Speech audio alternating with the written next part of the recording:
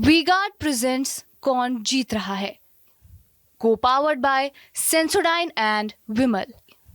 बोलो जुबां केसरी।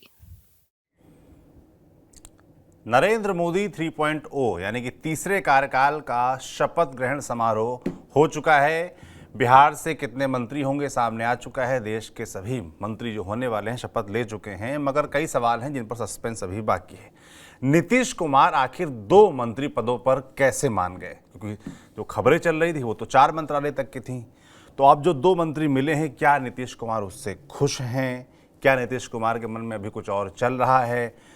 आखिर बीजेपी से उनकी क्या बातचीत हुई कि जो वो 2 मंत्री पदों पर मान गए? संजय झा का नाम बहुत चल रहा था, बड़े करीबी बताए जाते हैं नीतीश कुमार के हाल के दिनों में, उनको क्यों नहीं शामिल किया गया? इसके अलावा और कई सवाल हैं जिनके आज जवाब देने का प्रयास हम करेंगे बिहार से जुड़े, और हमारे साथ होंगे हमारे वरिष्ठ साथी पंकज जी। पंकज जी, बहुत स्वागत है आपका। धन्यवाद, थैंक यू। मंत्रिमंडल तय हो गया है, देश में कौन मंत्री बनेंगे, 72 मंत्री शपथ ले चुके हैं। साथ ही साथ बिहार के हिस्से जो 7 मंत्री आए हैं वो भी शपथ ले चुके हैं, मगर सवाल अब भी कई बाकी हैं। सबसे पहला सवाल तो यही है कि नीतीश कुमार आखिर 2 मंत्री पदों पर कैसे मान गए?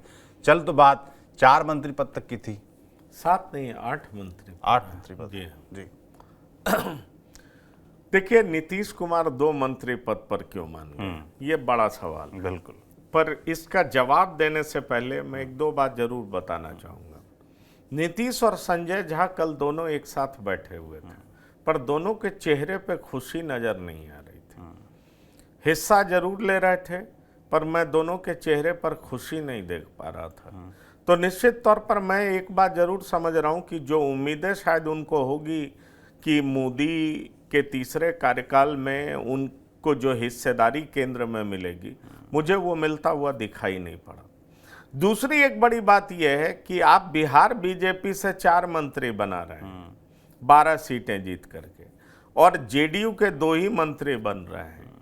तो ये भी एक सवाल है जिसका जवाब कई लोग इस तरीके से दे सकते हैं कि देखिए, उनकी कम संख्या है लेकिन मुख्यमंत्री तो वही है ना, मंत्री पद बराबर का ही है ना, तो उसमें तो हम लोग कुछ नहीं बोल रहे हैं, तो यहाँ तो कम से कम हमें चलाने दीजिए, इसमें आप कुछ मत बोलिए। इस तरह की बात निश्चित तौर पर लोग करते हैं। लेकिन आप ऐसे देखेंगे कि कोएलिशन पॉलिटिक्स में खास तौर पर जो इम्पोर्टेंट एलाई होते हैं उनकी खूब चलती है, और जिस तरह की चर्चा थी कि इतने मंत्री कम से कम जरूर होंगे, उतने मंत्री बनते हुए तो दिखे नहीं।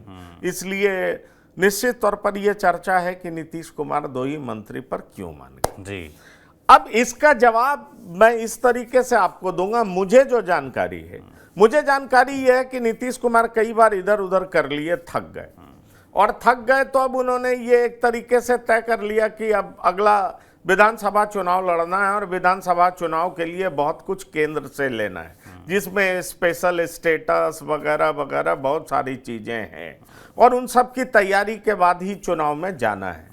तो इन सब चीजों को देखते हुए प्रधानमंत्री के तरफ से, बीजेपी के शीर्ष नेताओं के तरफ से एक बार नीतीश कुमार को समझाया गया कि हम यहां पर जैसे सरकार चला रहे हैं, हम चलाने दीजिए। मैसेज ये नहीं जाना चाहिए कि मोदी डाउन हो गए, हम ड्राइविंग सीट पर दिखें और हमें उस पर ही दिखना चाहिए। इसलिए आपने देखा होगा कि जब शपथ पत्र दिया जा रहा था तो नीतीश कुमार ने भाषण दिया कि हम लोग आपको बिना शर्त समर्थन दे रहे हैं, आप आगे बढ़िए, अच्छा होता आप आज ही शपथ ले लिए होते। ये कब की बात कर रहा हूं मैं?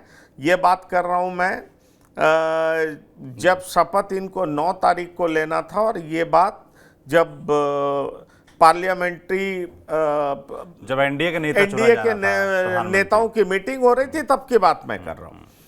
अब देखिए, जो मेरी जानकारी है उसमें ये बात बहुत समझ करके जो छन करके आ रही है वो ये है कि एनडीए के तरफ से, खास तौर पर बीजेपी के तरफ से नीतीश कुमार को समझा लिया गया कि ज्यादा रस्साकसी होगा तो मैसेज ये जाएगा कि मोदी वो नहीं रहे जो मोदी थे, और इससे देश ही नहीं बल्कि बाहर भी गलत मैसेज जाएगा, संदेश जाएगा, विरोधियों के बीच में भी गलत संदेश जाएगा, और इसका फायदा नहीं, इसका नुकसान होगा। इसका नुकसान बिहार में भी होगा, इसका नुकसान झारखंड में भी होगा, इसका नुकसान हरियाणा में भी होगा, इसका नुकसान तमाम जगहों पर होगा जहां पर विधानसभा चुनाव होना है। इसलिए ये बात जो कही गई बीजेपी के शीर्ष नेताओं द्वारा, जो कि तमाम तरह की बातों में लगे हुए थे, अपने एलाइज के साथ बात कर रहे थे, लगातार मीटिंग का सिलसिला चल रहा था, मुझे लगता है नीतीश कुमार कहीं ना कहीं उस बात में आ गए।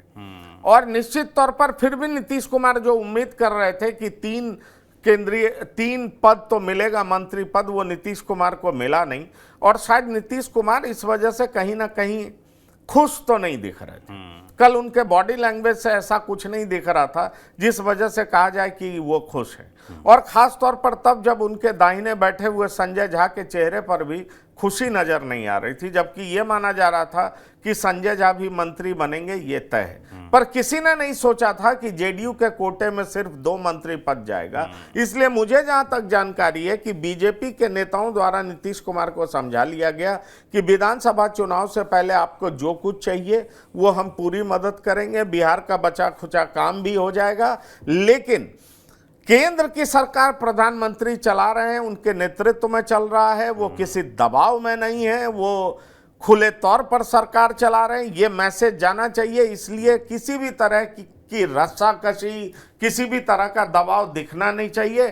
बाकी हम अपने तमाम एलाइज के साथ न्याय करेंगे, उनके साथ अन्याय नहीं करेंगे। मुझे लगता है इसलिए समर्थन पत्र दे दिया गया, और समर्थन पत्र के बदले जो 2 मंत्री पद दिया गया है उससे अभी बातें तो खुल करके सामने नहीं आई हैं, लेकिन मुझे लगता है कि निश्चित तौर पर कहीं ना कहीं जेडीयू में के कैंप में खुशी तो नहीं है। क्योंकि अगर आप जेडीयू कैंप की बात करें तो संजय झा के चांस बहुत ज्यादा थे जी। कहा यह जा रहा था कि एक कुशवाहा समाज से भी मंत्री हो सकता है, वो भी कोई नहीं हुआ, क्योंकि जेडीयू का आधार वोट बैंक तो लव और कुश दोनों है ना। और इस बार जिस तरीके से मतलब कुशवाहा में लालू प्रसाद यादव ने सेंधमारी करने का प्रयास किया, और उसमें वो कई जगह सफल भी हो गए, और बहुत जगह बीजेपी एनडीए जीत भी गई, लेकिन मार्जिन बहुत बड़ा नहीं था, मार्जिन बहुत कम था।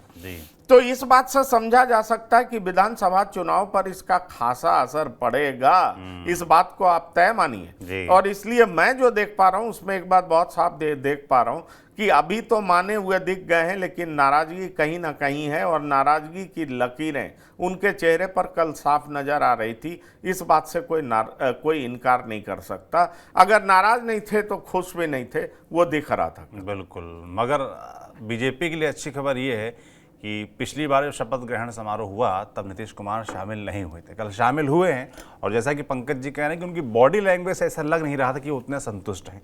अब बीजेपी की तरफ से कैसे उनको मना लिया गया, ये पंकज जी ने बताया कि कैसे बताया गया कि अगर हम कमज़ोर दिखेंगे, हमारे में जरा भी टसल टूट फूट नजर आएगी तो उससे अच्छा संदेश नहीं जाएगा विपक्ष के सामने भी और वैश्विक स्तर पर भी। शायद नीतीश कुमार इसके लिए मान भी गए। बाकी नीतीश कुमार के मन में क्या चल रहा है ये पंकज जी ने बताने का प्रयास किया कि वो विधानसभा चुनाव देख रहे हैं और उसके पहले केंद्र से क्या डिमांड्स पूरी हो सकती हैं उसकी तरफ उनकी लगातार नज़र है। और ये हाल में उनका जो ट्वीट आया शपथ ग्रहण के बाद उसमें भी झलक रहा है, उसमें भी वो बिहार की बात कर रहे हैं। और जब एनडीए का नेता चुना जा रहा था तब भी अपने भाषण में नीतीश कुमार ने बिहार की बात की थी कि आप बन ही रहे हैं और बिहार का जो बाकी है वो सब भी पूरा कर दीजिएगा। तो मुझे लगता है बिहार पे फोकस ज़्यादा है। 2 पॉइंट्स आपने और उठाए, एक तो संजय झा का मसला।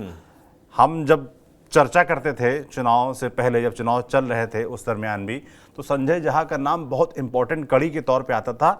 जेडीयू और बीजेपी के बीच जो दोस्ती हुई उसमें उनका नाम बड़ा आता था, इंपॉर्टेंस से लिया जाता था। और ऐसे कयास भी लगाए जा रहे थे कि उनको मंत्रिमंडल में शामिल किया जाएगा, क्योंकि जिस तरीके से उन्होंने पुल का काम किया, नीतीश कुमार को कन्विंस किया बीजेपी करीब लाने में। उसके बाद मगर जब फाइनल हुआ तो नाम आया ललन सिंह का। वो ललन सिंह जिनको एक वक्त आरजेडी का भी बताया जाता था, वो खुश भी बताया जाता है कि तब नहीं थे जब नीतीश वापसी कर रहे थे, कैसे उनका राष्ट्रीय अध्यक्ष का पद गया, बहुत सारी पॉलिटिक्स हुई। संजय झा कहाँ चुक गए? देखिए, जहां तक संजय झा का सवाल है, एक बात मैं आपको बताना चाहूंगा, संजय झा के नहीं बनने से मिथिलांचल में बहुत नाराजगी है। अच्छा। एक बात ये जरूर है कि सतीश चंद्र दुबे को बनाया गया, तो ब्राह्मण कोटे से तो एक को बना दिया गया। लेकिन मैं आपको ये बताना चाहूंगा कि मिथिलांचल के ब्राह्मण अपने को अलग तरह का ब्राह्मण मानते हैं, और मिथिलांचल की पॉलिटिक्स एक अलग तरह की पॉलिटिक्स है। बिल्कुल।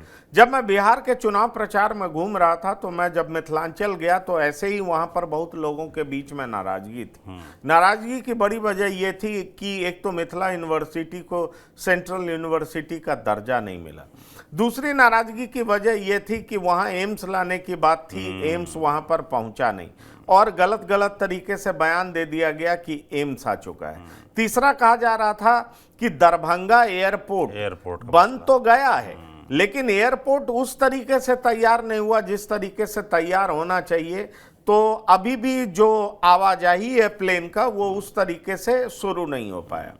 तो ये सारी चीजें थी, इस तरह की मांग थी। और चौथा सबसे बड़ी मांग ये थी कि जिस तरीके से शहर डूब जाता है बरसात में और उसका कोई उपाय नहीं हुआ, और बाढ़ का कहर जो इधर के लोगों को देखने को मिलता है, सालों से ये मांग लंबित है, लेकिन केंद्र सरकार द्वारा कुछ किया नहीं जा सका। और उसके ऊपर से संजय झा को मंत्री नहीं बनाया जाना, मुझे लगता है कि निश्चित तौर पर ब्राह्मणों के बीच में अच्छा मैसेज नहीं गया है। मिथिलांचल में ब्राह्मणों की संख्या बहुत अच्छी है। ये माना जा रहा था कि अगर संजय झा भी नहीं बने तो बीजेपी अपने कोटे से गोपाल जी ठाकुर को बना सकती है, जो कि दरभंगा से सांसद बने। उनके नाम की चर्चा बहुत तेज थी, लेकिन उनको बनाया नहीं गया। इसलिए संजय झा का नहीं बनना निश्चित तौर पर लोगों को हैरान करता है। संजय झा खास तौर पर वो शख्सियत माने जाते हैं, चाहे वो 2017 की सरकार हो, चाहे 2023-24 में जो ये सरकार फिर से एनडीए में आई है, उसमें संजय झा की बड़ी भूमिका थी। ऐसे में संजय झा अलग थलग पड़ गए, ललन सिंह मंत्री बन गए, रामनाथ ठाकुर अति पिछड़े समाज से बन गए, लेकिन संजय झा नहीं बन पाए। संजय झा कल आए जरूर थे, बैठे थे नीतीश कुमार के साथ, बगल में बैठे थे, पर उनके चेहरे पर भी चिंता की लकीरें साफ देखी जा सकती थी। इसलिए संजय झा का भी नहीं बनना एक बड़ा न्यूज़ है। बिहार में लोग एक्सपेक्ट कर रहे थे कि एनडीए की सरकार बन रही है तो संजय झा बड़ी भूमिका में जरूर होंगे, लेकिन संजय झा का नहीं बनना कहीं ना कहीं लोगों को हैरान जरूर कर रहा है। वैसे संजय झा राज्यसभा में आए हैं, कहा यह जाता है कि बीजेपी और जेडीयू के बीच में सेतु का काम अगर कोई करेगा तो उस भूमिका में संजय झा ही होंगे। लेकिन अब ललन सिंह को पद मिला है, और ललन सिंह का पिछले कुछ समय में व्यवहार भी बदला है, उनके बयान भी बदले हैं। प्रधानमंत्री मोदी को समर्थन देने से पहले उन्होंने खुलेआम कहा था कि बिना शर्त हम समर्थन दे रहे हैं। तो सवाल यह है कि जिस ललन सिंह पर पहले आरोप लग रहे थे कि उनकी लॉयल्टी जो है लालू प्रसाद के तरफ ज़्यादा है, वो ललन सिंह क्या अब अपनी लॉयल्टी शिफ्ट करेंगे? जिस सरकार में मंत्री हैं उस सरकार में लॉयल होकर के मंत्री बने रहेंगे? उनकी भूमिका किस तरह की होगी? इन तमाम बातों की चर्चा बहुत है, पर बड़ा सवाल यह है कि संजय झा को मंत्री नहीं बनाया गया। ये हैरान सबको कर रहा है, क्योंकि ये माना जा रहा था कि बीजेपी और जेडीयू को नजदीक लाने में संजय झा की भूमिका रही है। ऐसे में संजय झा को मंत्री क्यों नहीं बनाया गया, इस बारे में चर्चा बहुत जोर शोर से बिहार में चल रही है, और मिथिलांचल में इसको लेकर के नाराजगी भी। बिल्कुल, और देखने वाला होगा भी कि भविष्य में उनका क्या रोल रहता है, क्या किसी विस्तार में उनको जगह मिलती है, या 2 सीटों पर ही नीतीश कुमार पूरी तरीके से मान गए हैं। ये सवाल लगातार मुझे लगता है बिहार की राजनीति में उड़ते रहेंगे, चलते रहेंगे। एक सवाल और है, बिहार की जब पॉलिटिक्स की बात होती है, आपने भी जिक्र किया, तो कुशवाहा वोटरों को लुभाने की बात या उनको अपनी टेरिटरी में शामिल करने की बात हर तरफ से होती है। उपेंद्र कुशवाहा जिस तरीके से चुनाव हार गए, और उसके बाद आपने जेडीयू के फैक्टर बताया कि लव कुश वाली पॉलिटिक्स करते हैं वो, तो कुश माने कुशवाहा, और इस बार जो मंत्रिमंडल बिहार से बना है उसमें कुशवाहा समाज से कोई नहीं है। तो ऐसे में आप इसको कैसे देख रहे हैं कि अब आने वाला विधानसभा चुनाव, उससे पहले कुशवाहों की पॉलिटिक्स कैसे साधेंगे? देखिए, ये एक गंभीर विषय है एनडीए के लिए भी, और एनडीए के लिए गंभीर विषय इसलिए भी है क्योंकि एनडीए ने सम्राट चौधरी को नेता बनाया जी। खास तौर पर आप बीजेपी की बात करें तो उन्होंने उप मुख्यमंत्री भी बनाया, प्रदेश अध्यक्ष भी बनाया, और जहां तक उपेंद्र कुशवाहा एनडीए की तरफ से काराकाट से चुनावी मैदान में उतरे, उपेंद्र कुशवाहा चुनाव हार गए। और जहां तक सम्राट चौधरी का प्रभाव है तो वो प्रभाव बहुत असरदार बहुत जगह नजर आया नहीं। और इस वजह से ये सवाल उठने लगा कि सम्राट चौधरी, ये सवाल मैं नहीं कर रहा हूँ, ये सवाल सम्राट चौधरी के विरोधी और तमाम वो लोग कर रहे थे कि बीजेपी की तरफ से एक भी कुशवाहा को लोकसभा का टिकट क्यों नहीं मिला। ये सवाल आप चुनाव में घूमते, क्योंकि मैं बिहार से घूम करके आया हूँ, तो कई लोगों ने इस सवाल को उठाया था।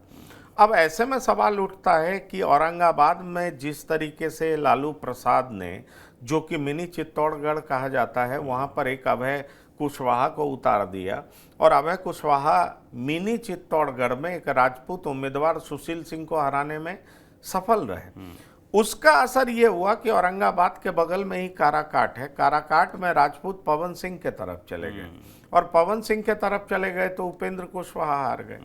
उपेंद्र कुशवाहा यहाँ पर हारे तो आप आरा चले जाइए, आरा में फिर यही नुकसान उठाना पड़ा आरके सिंह को। तो आप देखें, औरंगाबाद की एक राजनीति ने कई सीटों पर प्रभाव डाल दिया। लालू प्रसाद ने ये कोशिश नवादा में भी की, नवादा में भी एक श्रवण कुशवाहा को उन्होंने उतार दिया, उसमें भी लालू प्रसाद कामयाब होते दिख रहे थे। लेकिन आरजेडी से ही एक जिसको कह सकते हैं विरोधी, जिसको, जो कि वो मानते थे कि उनको चुनाव में टिकट मिलना चाहिए था, उनको टिकट वहां मिला नहीं, तो आरजेडी से ही एक उम्मीदवार खड़ा हो गया निर्दलीय प्रत्याशी के तौर पर, जिसने आरजेडी को ज्यादा नुकसान पहुंचाया, क्योंकि नवादा में उनका राजनीतिक वर्चस्व, राजनीतिक रसूख बहुत ज्यादा है और वो आरजेडी को वहां हराने में कामयाब हुए, इसलिए बीजेपी जीत पाई। लेकिन आप आरजेडी की रणनीति को देखेंगे तो पूरे 8 सीटों पर कुशवाहा उम्मीदवार को उतारा गया। मतलब ओबीसी में बिहार में नंबर 2, आप अगर संख्या के हिसाब से देखें तो ओबीसी में कुशवाहा का नंबर 2 आता है। अब नंबर 2 की हैसियत रखने वाली पार्टी से अगर एक भी केंद्र में मंत्री नहीं बनता है और जिस तरीके से आरजेडी 8-8 लोकसभा सीटों पर उम्मीदवार उतार रही है, तो मुझे लगता है ये सवाल तो बड़ा बना ही है और लोग सवाल इस बारे में उठा रहे हैं कि क्यों नहीं जातिगत समीकरण बनाने की कोशिश की गई। लेकिन बीजेपी की दूसरी दलील है, बीजेपी के नेता कहते हैं कि देखिए, मुख्यमंत्री नीतीश कुमार हैं, जिनका आधार वोट बैंक लव कुश है, उनके नेतृत्व में चुनाव लड़ा जाएगा। उसके बाद बीजेपी के नेता सम्राट चौधरी हैं, जो कि कुशवाहा समाज से आते हैं। तो यहां तो साफ ही दिख रहा है लव और कुश, इसलिए केंद्र में सब जाति के लोगों को मंत्री बनाना तो संभव है नहीं। हमने राज्य की सत्ता में उनको बहुत ज्यादा प्रमुखता दी हुई है, तवज्जो दिया हुआ है और सत्ता उन्हीं के हाथों में, इसलिए इसको बहुत ज्यादा तूल नहीं देना चाहिए। आरजेडी जबरदस्ती का तूल दे रही है, इसलिए वो ठीक है, कुछ सीटों पे वो कामयाब हो गई है, लेकिन विधानसभा सीट पर ये बहुत ज्यादा कामयाब होने वाला नहीं है। लेकिन सौरभ, मैं इस बात से इत्तेफाक नहीं रखता हूं। कुशवाहा बहुत पॉलिटिकल कास्ट है, बहुत तरीके से वोटिंग करता है। आप विधानसभा चुनाव में भी देखें, जहां उसके स्थानीय उम्मीदवार जिस पार्टी से थे उसको उसने वोट किया है, और जहां पे नहीं रहे हैं वहां पर वो एनडीए के वोटर्स माने जाते हैं। लेकिन इस लोकसभा में, बिहार में भी कुशवाहा एनडीए के 100% वोटर हैं। ये मिथक अब टूट चुका है, ये जो बात कही जाती थी वो टूट गया है, और इसी का परिणाम है कि कई जगह पर आप आरजेडी और एनडीए के बीच में जो जीत और हार का फर्क देखते हैं वो बहुत कम हो चुका है, मार्जिन बहुत कम हुआ है। जहां 2.5 लाख होता था वहां 1.5 लाख पे आ गया है, 1.25 लाख पे आ गया है, 60,000 पे आ गया है, तो इसका बड़ा असर दिखता है। अब आप देखें उजियारपुर में आलोक मेहता चुनाव लड़ते हैं नित्यानंद राय के खिलाफ। नित्यानंद राय चुनाव तो जीत जाते हैं, लेकिन उनकी संख्या क्या होती है? पिछली बार वो 2 लाख से ज्यादा वोट पर जीतते हैं, इस बार लाख से कम पे पहुंच जाते हैं। तो आप समझ लीजिए कुशवाहा फैक्टर काम नहीं कर रहा है, क्योंकि वहां से नित्यानंद राय के खिलाफ आलोक मेहता चुनाव लड़ रहे होते हैं। उसी तरीके से आप समस्तीपुर में भी देखेंगे तो समस्तीपुर में शांभवी चौधरी बेहतर तरीके से चुनाव जीती हैं, लेकिन वहां भी कुशवाहा फैक्टर पूरे तरीके से एनडीए के पक्ष में काम नहीं किया। एनडीए से कुशवाहा दूर जा रहा है, इस बात से कोई इनकार नहीं कर सकता। मुंगेर में तो बाकायदा धानुक और कुर्मी मतलब आप समझ लीजिए नीतीश कुमार, अशोक महतो और उनकी पत्नी अनीता देवी चुनावी मैदान में थी, वहां भी कुशवाहा अनीता देवी के पक्ष में ज्यादा जाते हुए दिखे। नवादा में श्रवण कुशवाहा के पक्ष में ज्यादा जाते हुए दिखे। इस तरीके से जो एनडीए के वोटर हैं, स्थानीय तौर पर एनडीए के वोटर जो माने जाते थे, उन्होंने स्थानीय उम्मीदवार को देखा, उन्होंने सम्राट चौधरी को नहीं देखा जी, या उन्होंने नीतीश कुमार को नहीं देखा, क्योंकि कई जगहों पर जो वोटिंग परसेंटेज आप देखेंगे तो उसमें साफ आपको अंतर दिखाई पड़ेगा। इससे एक बड़ा सवाल जरूर उठता है कि कुशवाहा समाज से किसी को मंत्री नहीं बनाना, निश्चित तौर पर कुशवाहा समाज के बीच में अच्छा मैसेज जाएगा, मैं इस बात को मानने को तैयार नहीं हूं। अब बड़ा सवाल ये उठता है कि विधानसभा चुनाव में ठीक है ये दोनों चेहरे होंगे, इन दोनों के चेहरे के नाम पर ही चुनाव लड़ा जाएगा, लेकिन क्या इससे कुशवाहा समाज प्रभावित होगा? क्या इस पक्ष में वोट करेगा? क्योंकि आरजेडी तो तेजस्वी के चेहरे पर चुनाव लड़ेगी। तब ये देखना दिलचस्प होगा कि उस समय स्थानीय तौर पे कितना विधानसभा टिकट कुशवाहा को दिया जाता है, ये देखना बड़ा दिलचस्प होगा, क्योंकि पार्टी उसमें संतुलन बिठाने का काम करेगी। लेकिन मंत्री पद नहीं दिया जाना, वो इस बार मैं आपको ये बता सकता हूं कि निश्चित तौर पर सवाल कई उठ खड़े हो रहे हैं कि भाई कुशवाहा को क्यों नहीं मंत्री पद मिला। ये भी सवाल उठ रहा है राजपूत को मंत्री पद क्यों नहीं मिला। कुशवाहा में चर्चा भी थी कि सुनील कुशवाहा मंत्री बन सकते हैं, लेकिन जेडीयू को 2 ही सीटें मिली, 2 ही मंत्री पद मिला। उसमें एक ललन सिंह बन गए और दूसरे अति पिछड़े समाज से रामनाथ ठाकुर बन गए। इसलिए जब बात आती है कि कुशवाहा भी रह गए, संजय झा भी रह गए, इस तरह की चर्चा हो रही है, और बीजेपी से ये चर्चा हो रही है कि किसी राजपूत के उसको मंत्री क्यों नहीं बनाया गया। तो बीजेपी ने उत्तर प्रदेश से राजपूतों को मंत्री बनाया है, 2 राजपूत बनाए, 2 राजपूत को बनाया है, सिंह और राजनाथ सिंह। हाँ, लेकिन बिहार में जगह नहीं दिया है।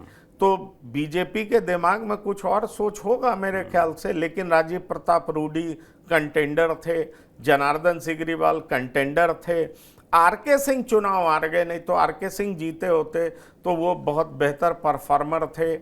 प्रधानमंत्री की नज़र में उनका भरोसा बहुत, उन पर भरोसा बहुत ज़्यादा था, वो जीते होते तो मुझे लगता है कास्ट से ऊपर उठ करके उनको प्रधानमंत्री निश्चित तौर पर मंत्री जरूर बनाते, लेकिन इस बार वो चुनाव हार गए। बिल्कुल।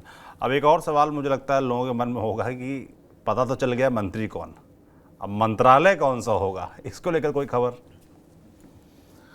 देखिए, मंत्रालय कौन होगा, क्योंकि अमूमन एनडीए इतना देर तो करती नहीं, बीजेपी इतना देर करती नहीं थी, लेकिन अंदर खाने कुछ ना कुछ रस्साकशी चल रहा है, इस बात से कौन इनकार कर सकता है। लेकिन कुछ इंडिकेशंस हैं जो हमको साफ पता चल रहा है।